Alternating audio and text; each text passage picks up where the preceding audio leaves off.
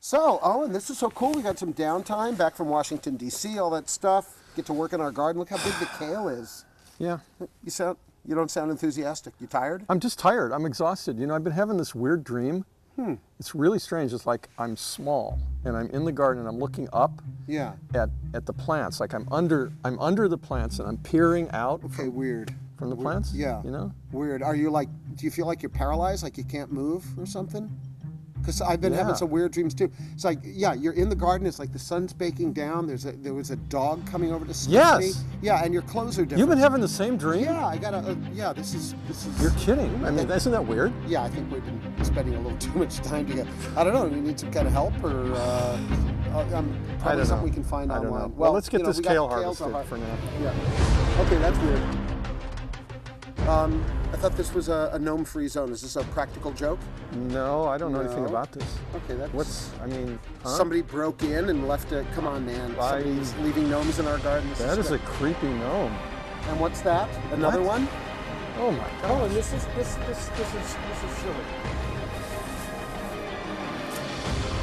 Look at this.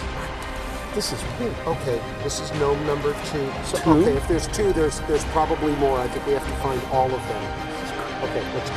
Let's split Look up. at that.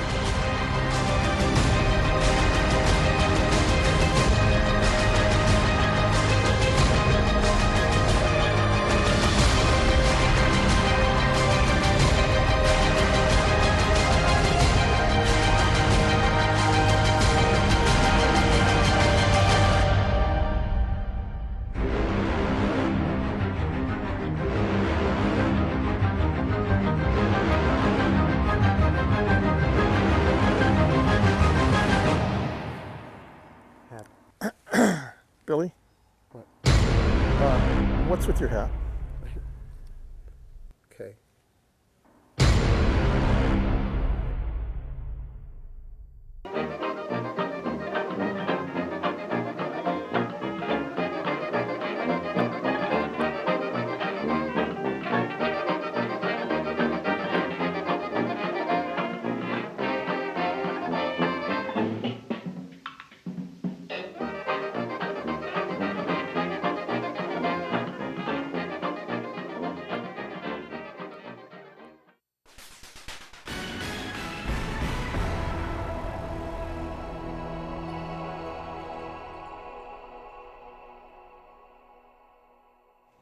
I'm Dana Halverson with Garden Wise Guys Television.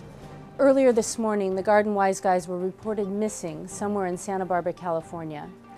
For more, we go live now on location to senior garden reporter Dominique Blocker. Dom? Thanks, Dana. Earlier this morning, Garden Wise Guys Billy Goodnick and Owen Dell were reported missing after a chaotic yak stampede during the filming of their latest episode. With anonymous tips pouring in, the Garden Wise news team is scouring Santa Barbara in search of these community treasures. Our search begins at a local residence where the 2 lost wise men were reported to last be seen. Once a lawn, this beautiful water-wise landscape was designed by Carol Bornstein, author of Reimagining the California Lawn. With the cost of water rising across the country and Americans becoming more eco-conscious, the opportunities for sustainable landscaping on your property are cropping up all around. Well, the primary reason for writing about what to do in place of lawns in California, it has to do with their high water usage. Lawns consume up to 50% of all of the irrigation water that is applied to landscapes in California, and that's a pretty high number. And so that was the main motivation, to give people some ideas about different design alternatives as well as plants that they could use in place of very water-consumptive lawns. So what we did was not just focus on the individual plants that you could plant in place of lawn, but different ways to think about how to actually design that space. Not necessarily just a flat green carpet of turf that gets mowed repeatedly, but other types of combinations of plants that you might want to use that would be more interesting visually, provide better habitat for wildlife, possibly even providing food for the table. So we'd explore several different options. Horticultural consultant and author Carol Bornstein explains there are many different benefits and options for removing a lawn for a more sustainable alternative.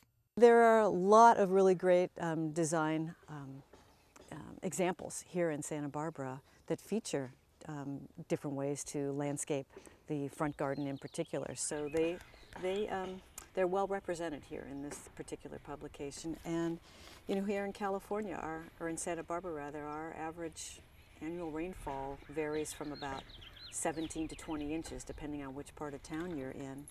And the vast majority of that rainfall falls in the fall and winter months, and we get virtually no precipitation during the summer other than fog, like a day like today. So in order to keep your lawns green all summer long, you're going to invariably have to irrigate them. So in our long, dry summers, there are lots of other plants, as I mentioned, that can be used, and so it is relevant for Santa Barbara to think about ways to re-landscape that space. Homeowner Greg Moore took Carol's advice and started reimagining his own front yard. Mainly to cut down on the water use of the lawn itself. You know, we don't have any kids, and so we don't need a play area. And also just philosophically, you know, we wanted to go with native plants because we thought that it does provide habitat for insects, for smaller wildlife, for birds, and is just something that is more in keeping with the way we would like to see more people develop their landscapes, rather than with just what I consider really boring turf. Less than a year later, Greg is already seeing major savings in his water bill. Our baseline water use for the two of us and one relative that lives here part-time is between 200 and 300 cubic feet a month. And we've actually gone as low as 100 cubic feet a month, which is as low as the meter can read unless it doesn't move at all. To start, Greg and his family would have to build a strong soil to foster his vision of a new, healthy yard. The summer before we made the transition, we quit irrigating the lawn, so most of it died off naturally during the summer from the lack of irrigation. But then in the spring of 2006, we started buying the plants and just, you know, Carol helped Wendy place them where they should go in coordination with the plan that they developed together. And I dug the holes for the most part, which was kind of a task. You know, sinking a shovel through a couple of layers of wet newspaper is not as easy as it sounds. But the newspaper does deteriorate over time and just becomes part of the soil structure. And one of the things that this technique does is it improves the structure and the microbial health of the soil. And we did that over the course of the spring. It probably took 2 to 2.5 months elapsed time doing it a day or two at a time on the weekends because we were both working, and supplementally irrigated it to get it established through the summertime, and then it's pretty much just taken off from there.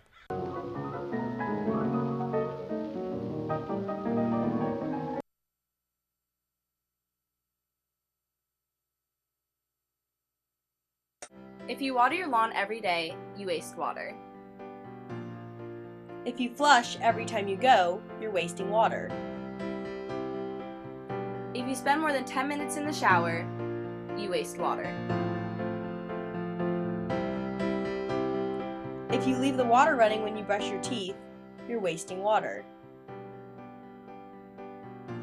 It may not matter in their world, But it does in ours.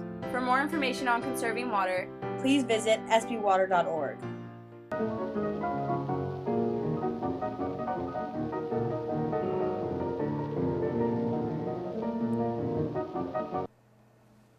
This just in, our anonymous tip line has been ringing off the hook. One tipster reportedly overheard Billy Goodnick raving about the benefits of buffalo grass in sustainable landscape, and he referenced a specific location as a prime example. Our news team is headed there now to intercept him. Thanks, Dana. Although Billy could not be found, it's already obvious to this reporter how right he was about this grass. With all of the options out there for attractive landscaping, lawn is one of the highest water users. For those who want lawn for its lush green look and recreational uses, buffalo grass could be the answer. So Buffalo grass in particular is really wonderful if you think about how it's evolved. Herds of buffaloes, 1,500-pound animals come and chomp the grass down and stomp all over it, and yet it's very resilient with no supplemental water out in the middle of the country where roots are going down 3 feet, 4 feet. Sandy soils I've heard up to 8 feet.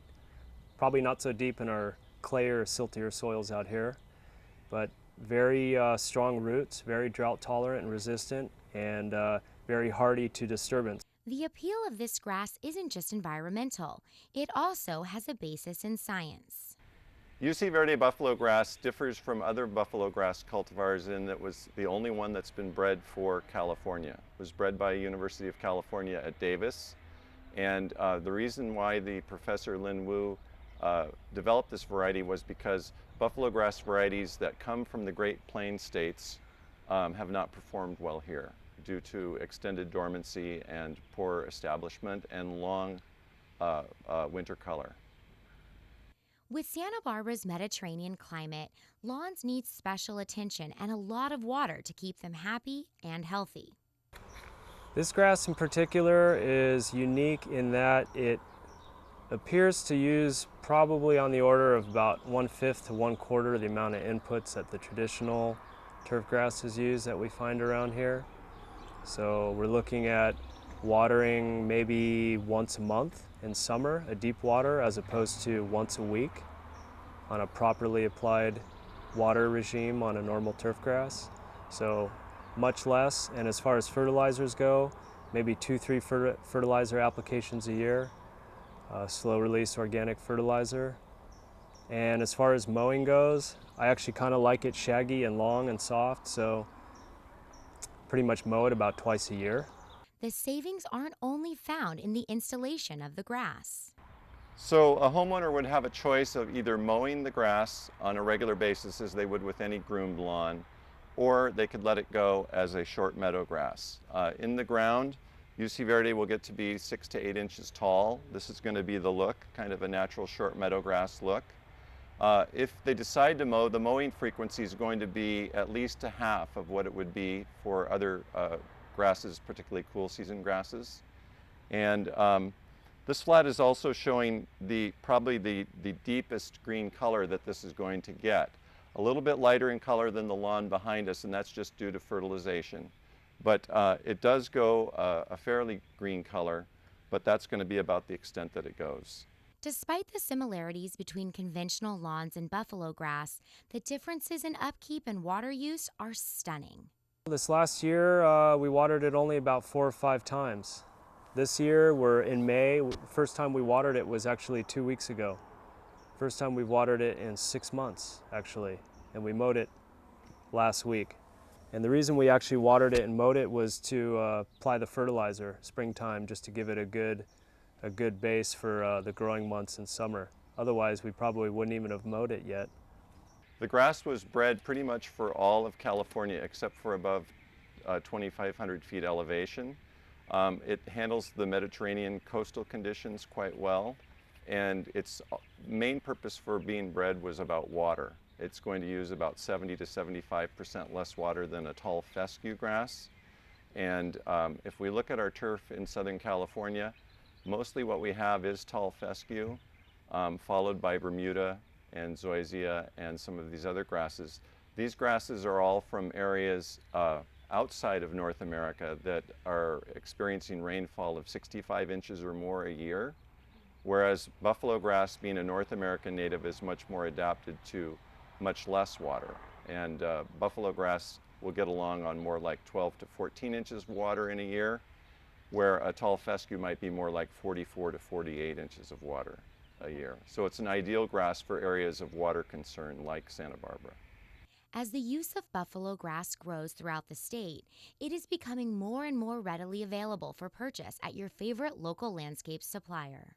UC Verde buffalo grass is available locally through a number of landscape contractors. Landscape designers and architects are starting to specify it in Santa Barbara area. And more information can be found on this grass on our website, ucverde.com. With yet another location coming up empty, our crack news team refuses to leave any stone unturned.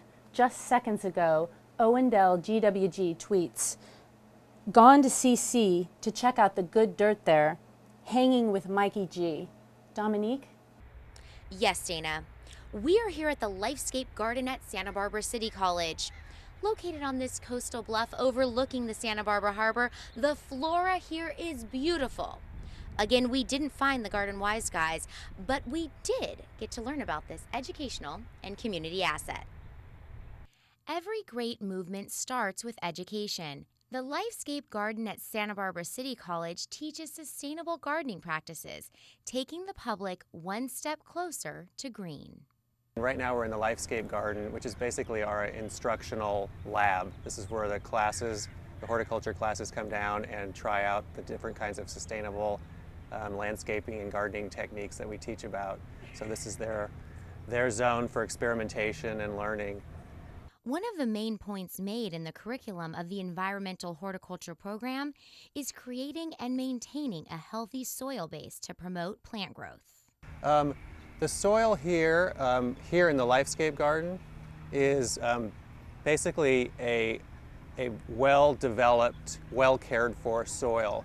The origin of the soil that we're standing on is about 6 feet of topsoil that was brought here from West Campus. When our West Campus was developed, they did a lot of construction and brought the topsoil over here.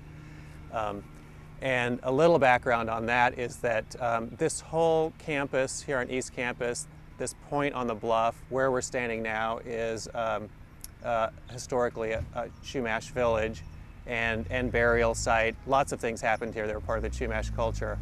And when they were developing the college here more, at some point they realized this area should not be disturbed, and they took the soil from that campus over there and put it on about 3 to 6 feet of topsoil on top of the native soil, just to make sure nothing was ever disturbed underneath. In the world of dirt, balance is key.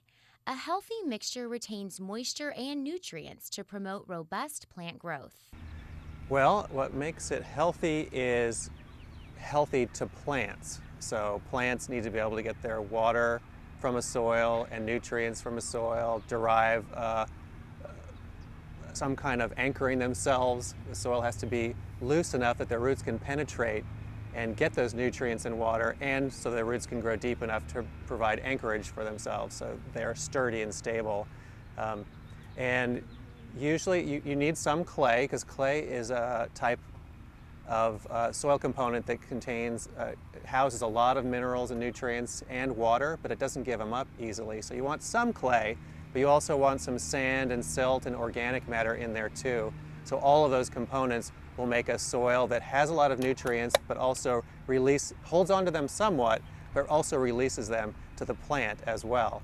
Realtors say location is everything. That's as true of real estate as it is of gardening.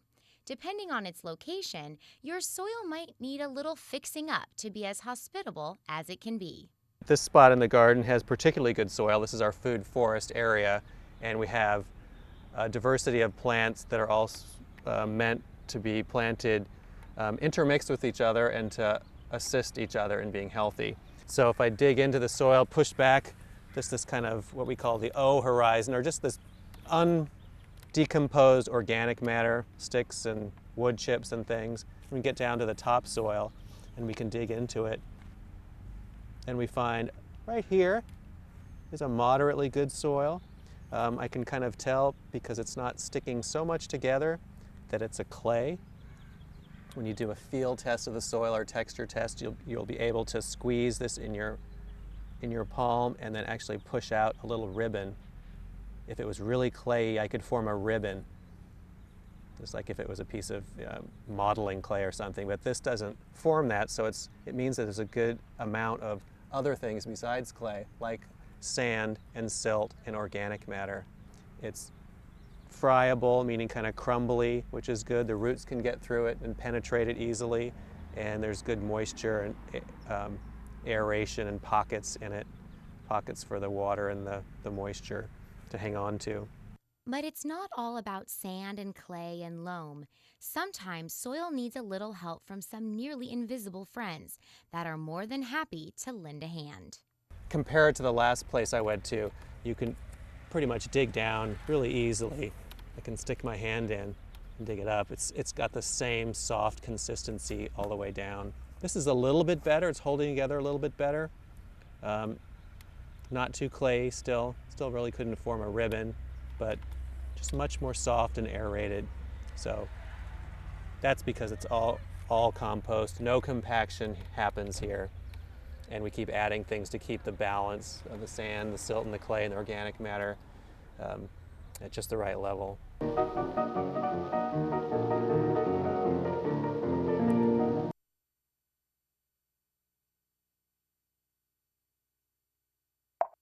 Did you know a leaky faucet wastes up to 15 gallons of water a day? Fix that leak and save thousands of gallons each year. Showers are also potential water wasters. Install a low-flow shower head and save 1.5 gallons a minute. Limiting your showers to 5 minutes saves even more. Overuse of washing machines and dishwashers also wastes water. Only run full loads of dishes and laundry. Schedule a free WaterWise checkup and discover other opportunities to save water. Go to sbwater.org for more water-saving tips and start the 20-gallon challenge today. Hey, how would you like to get paid to install sustainable landscaping? Drip irrigation, mulch, and drought-tolerant plants. It sounds too good to be true, doesn't it? Well, it actually is true. Here's what you do. Go to sbwater.org or check with your local water purveyor to find out about Santa Barbara County's Smart Landscape Rebate Program. Free money to do landscaping. I mean, how cool is that?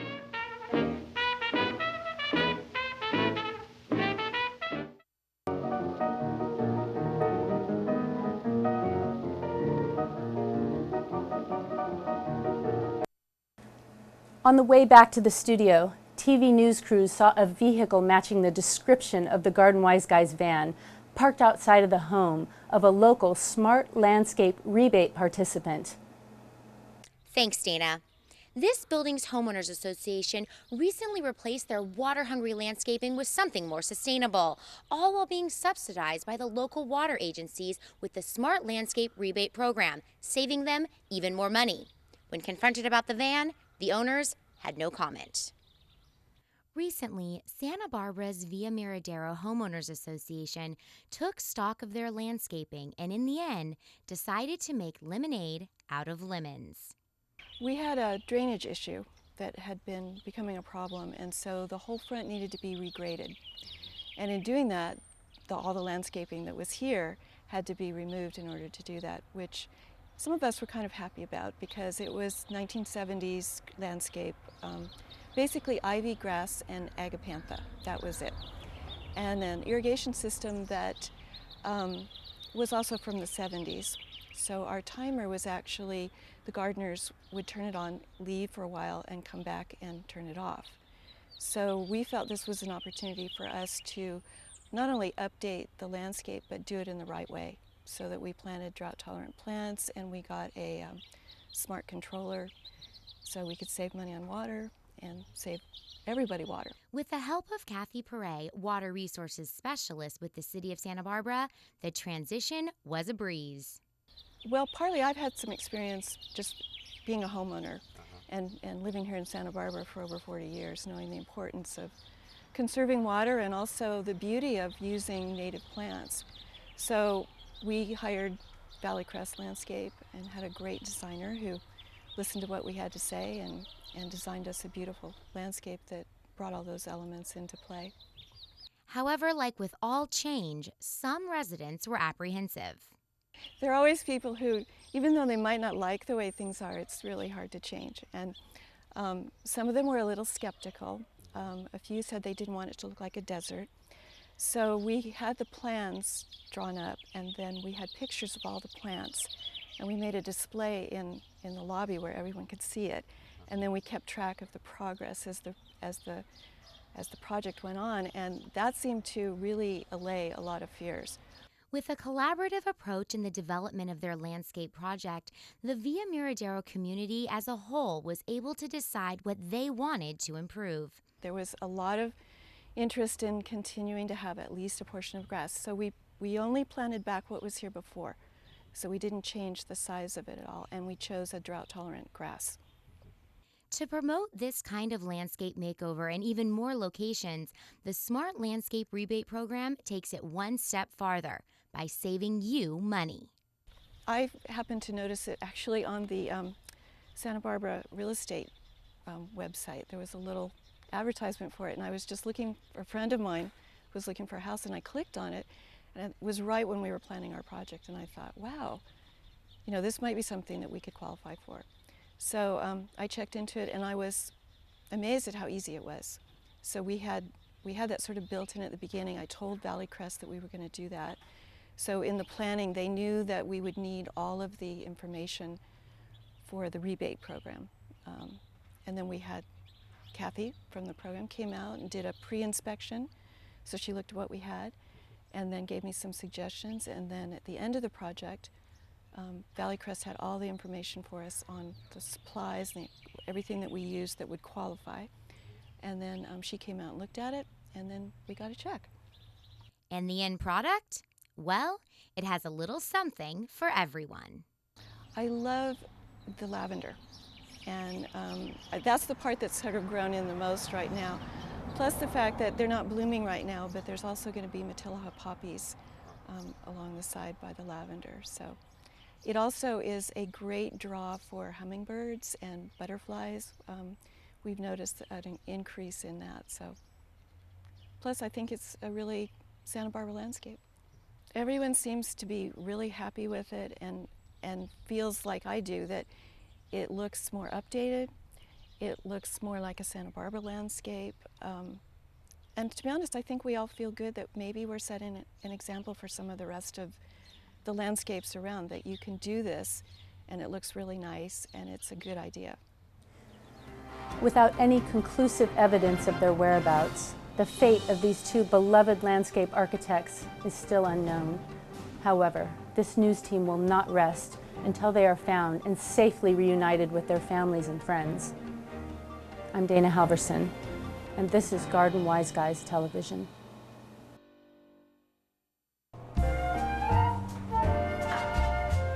Hey, so it's good to be back. Back at the old grind, yeah. You know what's weird? What? It's like when we're on assignment. Yeah, boy, good to get back, huh? Yeah, back in the office, same old stuff. Can you believe that? Like when we're on assignment, we think we're human or something. I We know. forget that we're gnomes. Exactly. I mean, it's so weird, which explains the dream, right? Yeah, we were all panicked. Yeah. You want some mud there? I think it's the same stuff as before we left. Yeah, I don't know. I don't think. Hey, no. Hey, Norm. Hi, hey, guys. Norm the Gnome. What's up, man? Hey, cool. What you been up to? Actually, I just got back from Lake Winkedongo. Yeah. It was all right. I kind of mucked up the sprinkler systems there. I think I got myself a fungal infection. Yeah, that happens. You know, when you're like right on the edge of the lawn, and you get sprayed. But what's with the get up? Where'd you guys go? Oh, we've been in Santa Barbara. It's like Santa Surf Barbara? City, dude. You know this. Oh man, we had our own television show. Yeah, called the Garden Wise Guys. It was unbelievable. We got to do all this cool stuff. We were detectives one time. Yeah, And rode in this really cool old car. Yeah. What else? Oh, the Journey to the Center of the Earth one. Journey to the Center of the Dirt. We had to teach people about what to do with their soil. We got chased by like these giant grubs everywhere. So cool. Oh, there was this one episode where Owen was like a fireman, and he helped me save my rubber chicken. This is Gertrude. Say hi. Hi. Hi. She's a little. Yeah. Well, she had a tough trip. I think it was the Panini press. Anyway, we had so much fun. It was we were like local heroes. You guys get all a good assignment. Well, we're gonna just kind of kick back for a couple weeks and see what else. Yeah, looking forward to that. Wait, my phone. What? Text message. Oh, great. Is that from the boss? Yes, it's from the boss. Aren't we? It's probably no. We got a new assignment. We got to go out. What is that's just latitude? Yeah, it's just latitude. You I got got your a GPS here. Got your GPS. Why don't they ever just tell us where we're going? I don't know. They like what the is surprise. It? Tell me, just read 64 degrees, 48 minutes, 32 seconds north. No. Where we go? Alaska. Alaska. You better change clothes. Yeah, this isn't going to work. I'm going to get frostbite. Yeah, but not only just Alaska, but guess where? I bet you can't guess. Gnome. That's kind of cute. Well, fit right in. Yeah. Okay. Gnome. You know, the cuisine isn't much. We really ate well in Santa Barbara, but the desserts. What desserts? Eskimo pies. Oh.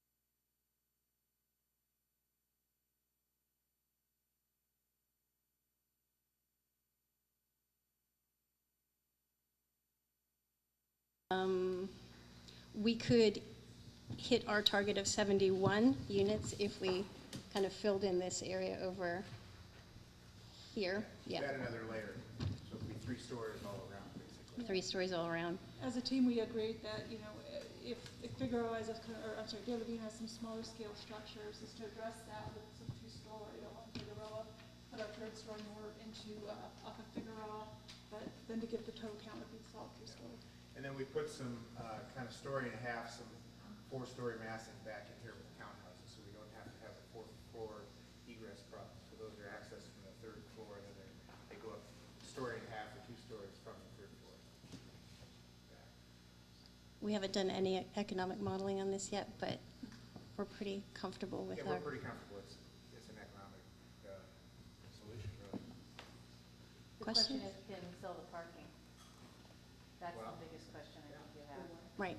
Yeah. I mean, there are data out there that shows that Casa de los Montes, for example, at parking lot is, correct me if I'm wrong, it's half used, if anything, and it was built at 1 per unit, and it's half empty now, so that's a pretty good empirical trial, really. You guys talk about car sharing too? We didn't talk about that yet.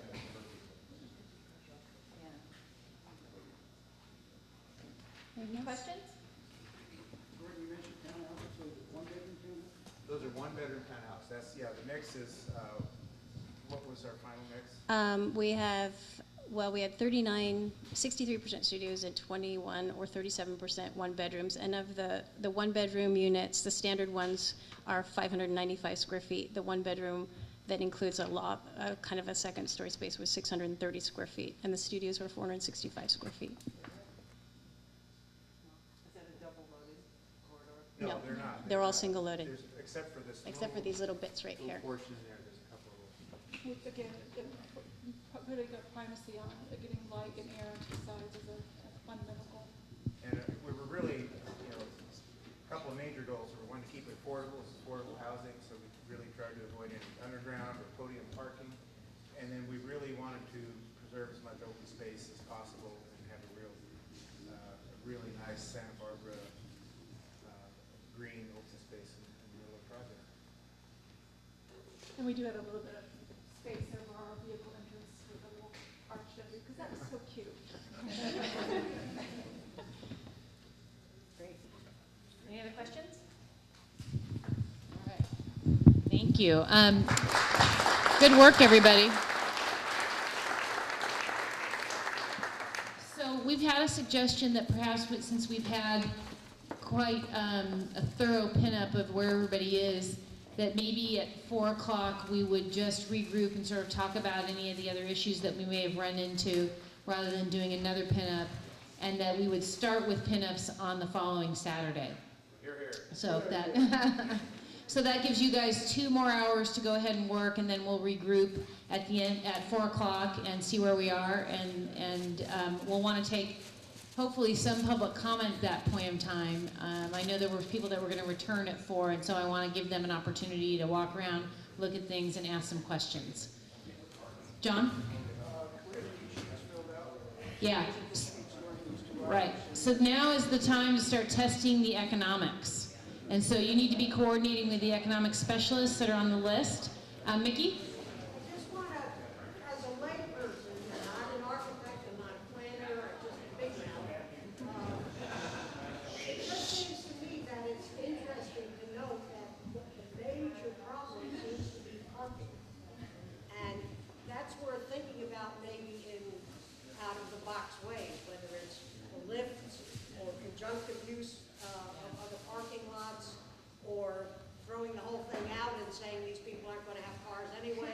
Something, and also to point out to the community when it comes time to report that is a major stumbling block in creating this housing. And I think there's some value in having maybe an overlay that shows what happens if you have to provide the full parking, whether it's 2, because there's a lot of discussion at the council right now about 2 spaces per unit. And they need to know what happens to that project if you require 2 spaces per unit. So that's something we can work on as we get ready for our council presentation on August 2nd. So any other questions? Everybody have what they need? Diane? Oh, there was a gentleman that's visiting here, Dan Brown, who wanted to make a few comments.